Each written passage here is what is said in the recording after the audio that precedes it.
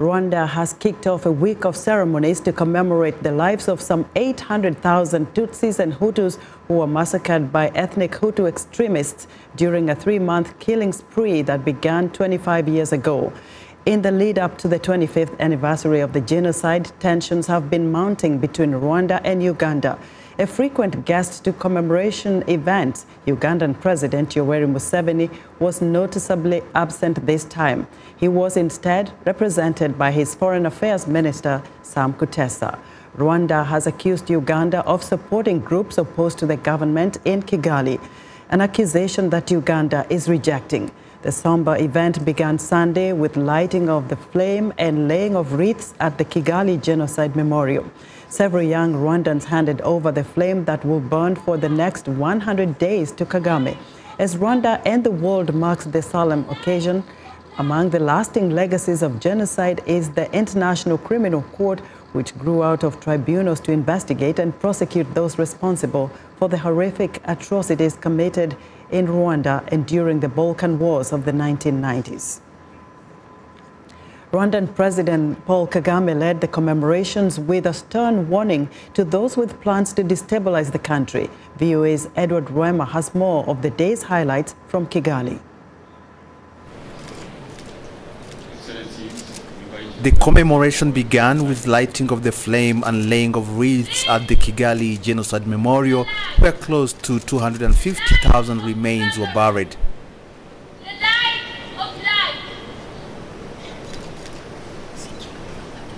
Honore Gatera, coordinator of Kigali Memorial Center and a genocide survivor himself, said the flame they were lighting was a symbol of courage and resilience that Rwanda has shown for the past quarter of a century. Young Rwandans aged 25 years and representing the new generation of Rwanda handed over the flame that will burn for the next 100 days to Kagame and his visitors. Kigali Convention Center is where the official remembrance continued.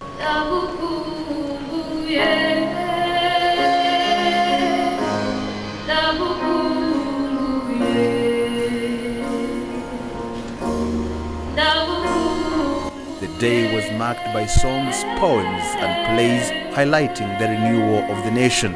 April 7, 2019, Rwandans today begin 100 days of commemoration of the genocide against the Tutsi that happened 25 years ago. In his speech, Rwandan President Paul Kagame hailed the resilience of Rwandans who he said have carried an immense weight with little or no complaint. To survivors, we can only say thank you. Your resilience and bravery represent the triumph of the Rwandan character in its purest form.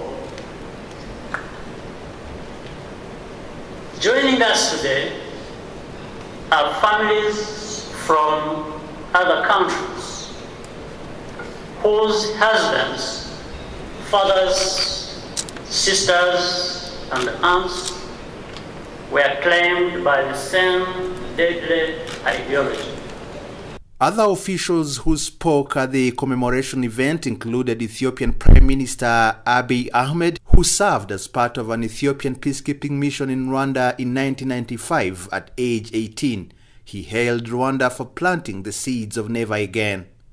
I applaud you for diligently planting the seeds of never again into your green hills and valleys so that your African brothers and sisters take pride in your action.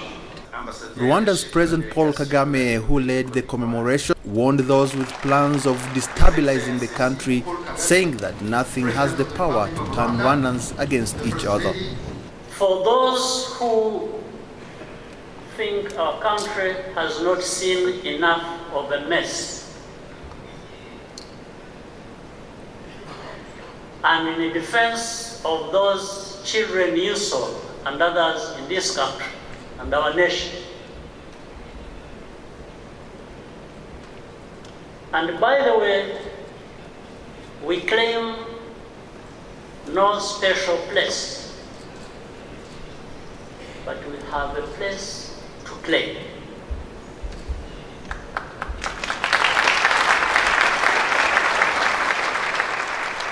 And I'm saying, those who think we have not seen enough of the mess and want to mess with us, whether they're from here or from outside, I want to say, we mess up with them big time, big time. Later in the evening, Rwandan officials and other foreign dignitaries were joined by about 3,000 people for a walk to remember from the House of Parliament to Amahoro National Stadium, where a vigil was held. Now for more on the 25th anniversary genocide commemorations, VOA's Edward Rwema joins me live from Kigali. Good evening, Eddie. Bring us up to date, to speed with what we already know, that relations between Rwanda and some of its neighboring countries has deteriorated in the recent days. How are analysts interpreting the president's stern warning? Thank you very much, Esther. As you heard the president of Rwanda talking about those who want to bring about mess in Rwanda, they'll get messed up big time. That is the message that left everybody wondering yesterday what exactly President Kagame meant. And today, when President Kagame held a press conference with several journalists from across the world who had come here to Rwanda to cover the 1994 genocide commemoration, one of the questions that was asked was, who were you talking about? Is Rwanda threatened? Then President Kagame said, well, Rwanda is not threatened, but it has lived through threats from 1994. When we asked who exactly he meant, he said there are so many people who would rather see Rwanda go back to the problems it went through during the 1994. He said that some countries are helping rogue elements to try to destabilize Rwanda, and others have had problems that they want to involve Rwanda into. So he said that message was basically targeted to those people. Then we probed further to find out what Rwanda is doing right now to try to mend relations between its neighbors, Burundi, Uganda, countries like South Africa. President Kagame didn't say much about Burundi, but he said efforts are underway to find a way to solve the current situation between Rwanda and Uganda. He said he didn't want to talk much about what is going on right now because the media tends to amplify the situation rather than cooling it down. So on the issue between Rwanda and South Africa, he said that the issue seems to be political, especially given the fact that South Africa has so many anti-Rwandan elements who are based in South Africa that Rwanda wishes they would be brought here. So he thinks that that issue is being complicated by the politics between South Africa and their relationship with those people who live in South Africa. He also held the recent initiative by the French President Emmanuel Macron to allow and set up a panel of experts to look into the role of France during the 1994 genocide. So he thinks that with Macron in power in France, that relationship is going well. Eddie, how about the general population? How did his message resonate with the people of Rwanda?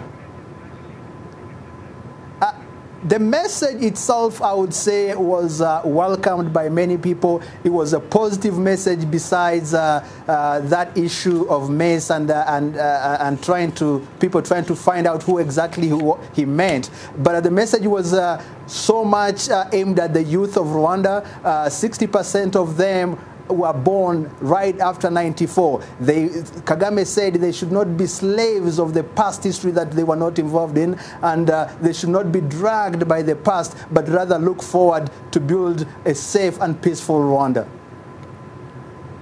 Eddie, thank you so much for your excellent reporting.